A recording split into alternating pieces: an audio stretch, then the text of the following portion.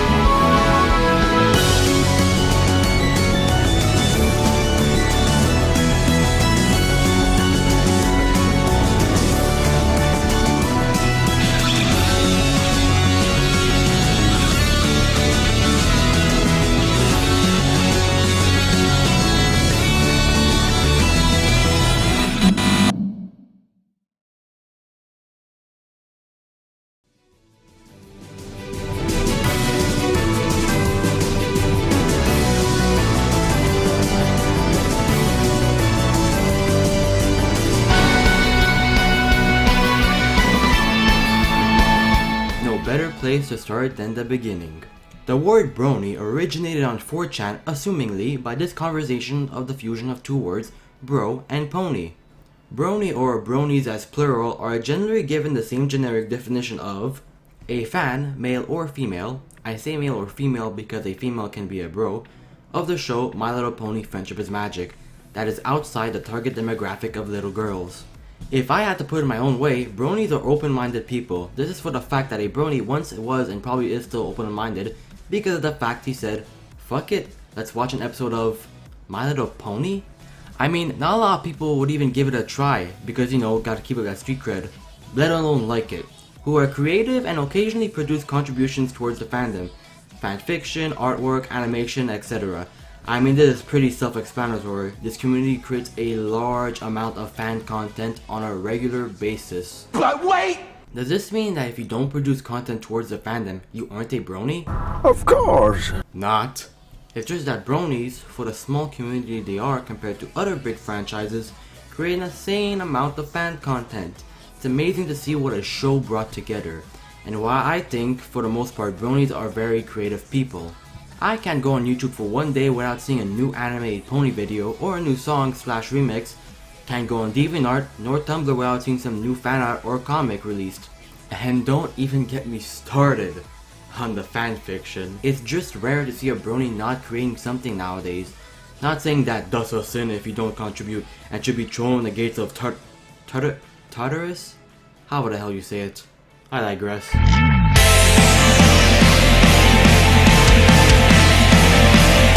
Moving on to the big question every non-closet brony has been asked.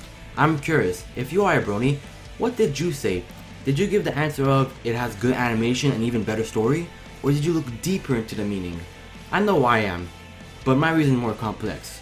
The simple answer is, it's a good show. Wow, that went quite real fast. Just think logically, do I or we or what have to give an answer so complex? It's a show and nothing more. Some might ask why we created such a huge community over talking ponies, but we'll get to that later. The main focus should be why we are bronies, but why should we have to question it so much? I don't see people asking the fans of Game of Thrones why they like it so much, and if I did, they would probably say the obvious. It's a good show. All these shows like Breaking Bad, The Walking Dead, Arrow, Adventure Time, Gravity Falls, and Dragon Ball Z all have large fan bases because of the simple fact that they are good shows to the catering audience. You might not like all the shows I just mentioned. Hell, I don't even watch half the shows I just mentioned. The point is someone does, and it's their business. On the topic of why it's good, well, I dug a bit deeper. I know why a lot of men and women, boys and girls think that My Little Pony Friendship is Magic is a good show. It's a nice escape from reality. I'm not one to run from problems, if that's what you're getting at, but when our world is going to complete shit, from corruption to environmental problems as well as war, well, you need something to enlighten your everyday life. It may be silly to think, but when you watch your own show, or if you watch ponies, you get this feeling that you never get naturally. I call this the high feel. Not like when you take a puff of marijuana, although very similar to a certain extent. It's like being in a place where you belong, a feeling you should always have, but in my case, naturally of course. You probably get it from watching a show or maybe playing a video game you really enjoy, perhaps a sport, and it's a feeling I only got twice, when I first played Battlefield 3, but that's not important, and when I watch a certain show. My Little Pony just happens to be that show. The characters of the show also have personalities that represent true friendship. Most of them have backstories you can relate to as well. Hell, I'd give people a challenge to try and not relate to a single character. Take these few as examples. Twilight Sparkle. A young student always has her head in the books and studying what she loves, magic. This egghead, so to speak, is always trying to make better of herself. From skills to spells, the list goes on. I personally can relate. I am always trying to learn new skills and better myself as well physically and mentally. Princess Luna. A non-main character, although not very developed, we were introduced to Luna in the very first episodes of My Little Pony Friendship is Magic. Since then, we found out that she has been banished to the moon for a span of 1,000 years, and we see her struggle to adjust to modern society. Now, although you can't relate to this part of her story, cause you know 1,000 years, the ultimate struggle was her forgiving herself for her past sins. She betrayed her sister and turned into a nightmare. Get it? Don't bite me. You suck! Only recently we found out that she has been punishing herself using nightmare spirits to haunt her every dream. Now minus the magic, and we have someone you can relate to. Fluttershy. It's in the name. Are you shy, easily anxious, or troubled in public? Well, guess what? You're relatable. Fluttershy is easily scared off and, well, not very assertive. We see her throughout the series try to pursue certain obstacles with challenge if she can sustain a balance of being delicate and assertive. Moving on, it teaches kids and even the older audience of the fandom lessons in how you should tackle specific problems. But some might say, most of these lessons are obvious, like don't lie or be nice to your friends. Well, not exactly. And if they were quote-unquote simple, these situations still happen on a regular basis. And you're telling me that these lessons are simple and useless? I doubt that. Don't tell me that you're the best friend you can be. Nowadays, friendship is based off lies, backstabs, and disharmony.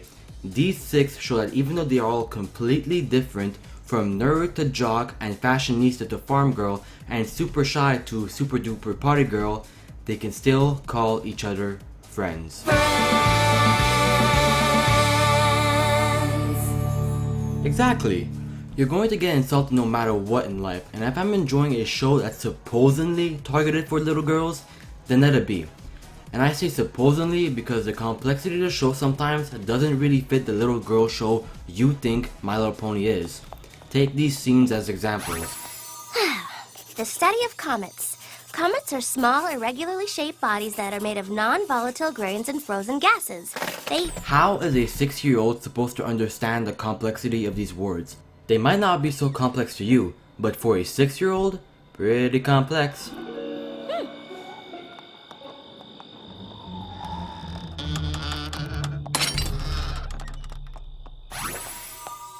Have body structures that are fragile and diverse. And this is for little girls.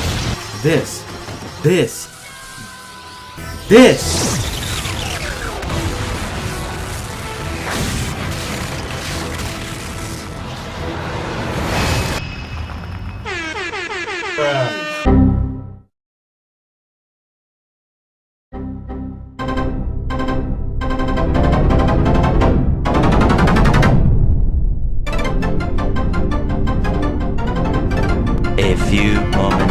Now on the fact of is being a brony normal, let's first start by asking why would anyone make fun or create stereotypes of bronies? You might think the answer is as simple as they're grown-ass men watching something for little girls. Some go to the extreme of they're autistic fucks with cancer. A majority of the time, people think in a subjective manner. Now this matters because you get your emotions involved when you do your everyday thinking, and this can easily trigger you to think negatively. People don't like different, so if you see something like bronies, well shit, that's an easy target to criticize if I say so myself. If this is the case, of course. But if you think in an objective manner, then you look at the facts and nothing more. So subjective thinking, how you feel about a certain subject, and objective thinking, what it is, the facts, and nothing more. So what is normal? You know what a brony is, and it's someone, usually a male we refer to, who watches My Little Pony. Now if I ask 10 different people, do you think bronies are normal? Answers would in fact vary, believe it or not. So what is a true norm? Or is there a fact and true norm? We could take into account that biology is the study of living organisms divided into many specialized fields that cover the morphology, physiology, anatomy, behavior, origin, and distribution. Now although biology isn't a study of whether a brony is normal or not, it could help us decide if it is against human nature. Now tell me this, is it against biology for a man to like a pony? Not sexually a damn pervert, but just as his favorite animal. I know, not the most stereotypical macho man animal you'll see your average man admit, like a tiger. So is it? Well, no, it's just a breed of a horse. Secondly, is it against biology that a man likes to watch cartoons? Again, no. And this sounds stupid me stating this, but no, it is not against a man's nature to do so. Now, if we put these two together, you get My Little Pony. The problem with this statement is that it revolves around objective thinking. Sadly, this just won't happen with today's modern Western society. So any other forms of norm I might know of? Yes, in fact, this one reflects the idea of subjective thinking. Yup, that means opinions, because everybody loves them. It is the norm of modern Western society. For Neverworld stated an excellent point in his video titled, Response, Am I Weird for Liking Anime? He stated that in order to be considered weird, in essence you have to analyze who you are around. What is the norm between your social circles? He gave a good example. I'll leave you to go check out his video if you want, to give you a related example on the fact of bronies. Well, if one guy was at a brony convention and speaks of Lil Wayne, people will question him and he is therefore the weird one. If another guy was present in a different social circle and was at a Lil Wayne concert and talks about ponies, then he is in fact the weird one. It all depends of your surroundings. He's like 26 and still watches cartoons, and you're like 16 and pregnant. Turn down for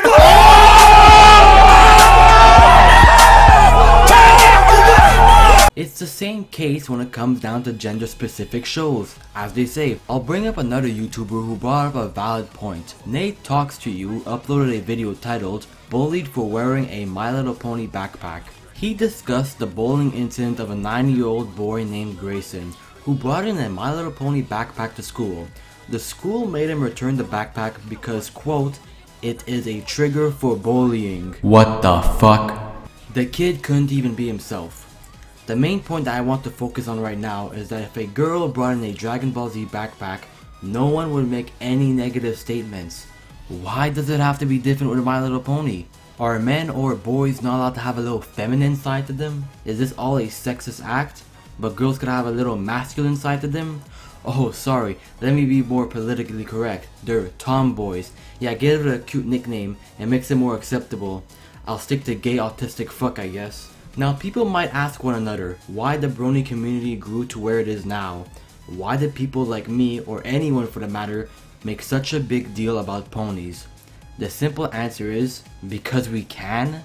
To the power of the internet, it's so easy to connect to one another and find similar interests, but you already knew that. It may sound like I'm describing a dating site, but no, anything can spark a huge fan base nowadays and turn it into a community. It could be either a game, an industry, an anime, I don't know, Rule 34, and as you already know, even a cartoon. So why is it weird? Girls can watch a guy's show, but a boy can't watch a girl's show? a boy can't watch a show designated, so to speak, to little girls, even though it doesn't go against human nature and promotes good values? Is it because I'm a guy that I can't observe a rainbow and can't call it beautiful without being called gay? I don't know anymore.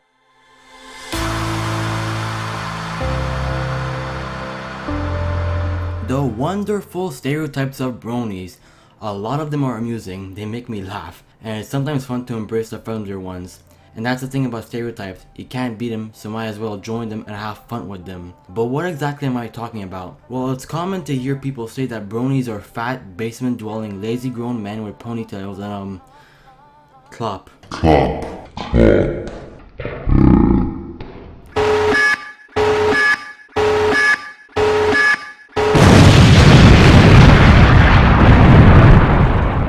Stupid that I even have to address this, but let's get on with it. If you didn't know, not all bronies clop.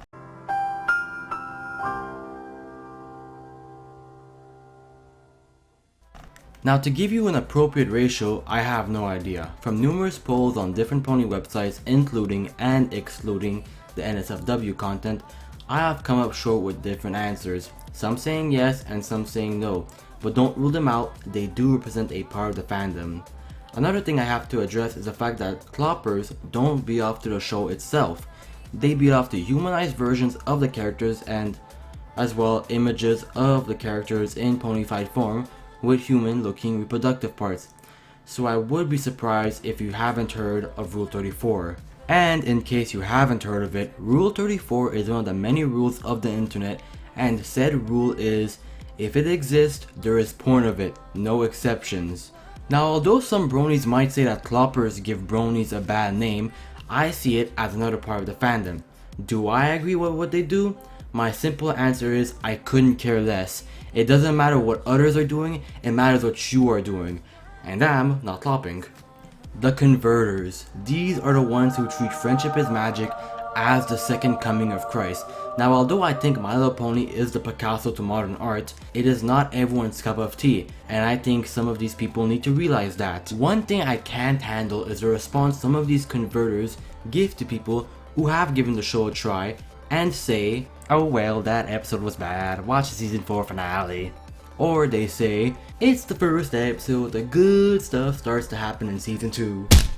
Really, don't pull that bullshit. With that logic, you're telling a guy to watch 26 episodes, all 22 minutes long. That's 9.5 hours of pony, but don't expect anything out of it. I am a brony because I love the show from the very beginning, even though the opening was cheesy as fuck. Once upon a time, in the magical land of Equestria. I still saw the light in it. This show isn't made for everyone. If it's not your cup of tea, then that's fine. I started the show with an open mind and had no high expectations or negative thoughts about it. So I could also understand that we get hate because of these situations. But there are a lot of bronies like me who watch our show, have fun, stay on our side of the internet, and don't cause any unnecessary arguments. But throwing fits like this when you see a pony as someone's avatar is just making you as bad as the converters. No one should harass another to watch a certain show, and no one should harass another because he likes a certain show. It's just a goddamn show! What the f- Now why the hell should we always focus on the negatives? In any other fandom, people are the same. A lot of people think that their show is the best and everyone should watch it, yada yada. It's easy to pick on bronies though, seeing as we're different. But the brony fandom is one of the most generous and loving fandoms out there. This might come out as random BS, but no, I've never seen anything like this ever done before. Now some aren't so fond of bronies, but no one can deny this. When a brony needs help, other bronies are there to pick him or her back up, either financially or emotionally. Take these two recent examples. The Sean Ray, victim of 2 hit-and-runs incident and the Save Keyframe incident.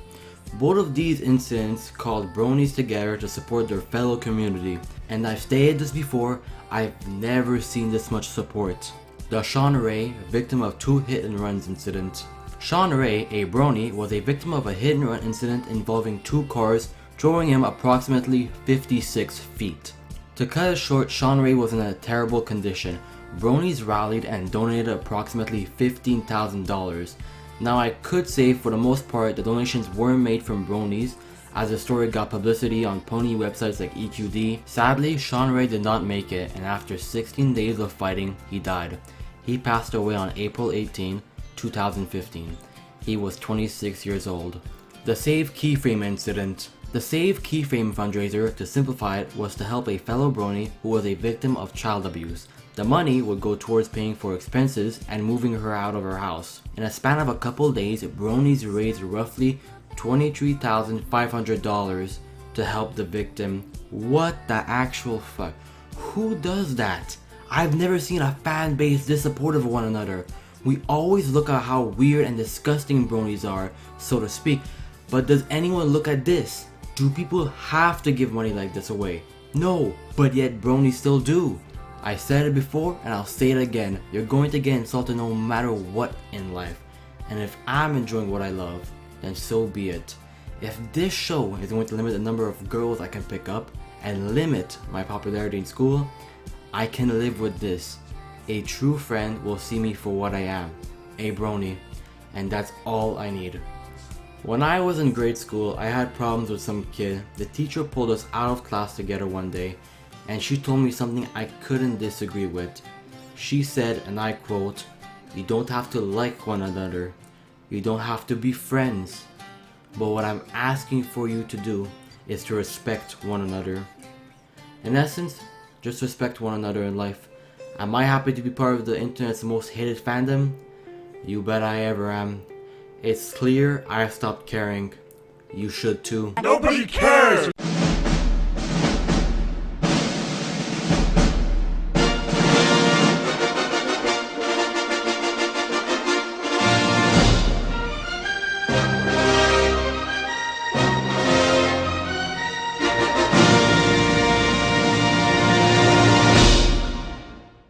Haven't seen the show yet? Then give it a try. I stated this before as well. I'm not trying to convert you into a brony, but if you're going to base your opinion on something, make sure you know what you're talking about. Not starting from here, here, or here, but at the very beginning. Who knows, you may like it. Next thing you know, all the anti-bronies be like, I used to wonder what friendship could be, until you all shared its magic with me. Big adventure, tons of fun, a beautiful heart, faithful and strong, sharing kindness, it's an easy feat, and magic makes it all complete. You have mine. Hope you guys enjoyed this. Stick around for the credits to check out all the awesome artwork and music showcased in this video. Hope you enjoyed the Brony Phenomenon. Phenomenon. Can't get it right.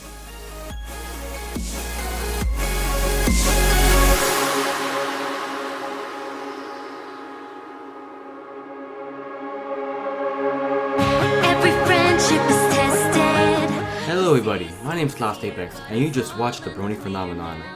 So, did you enjoy it?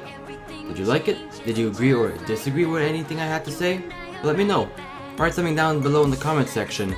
I'll be glad to answer any questions you have. Hope you guys like this shit, and I'll see you guys in the next one.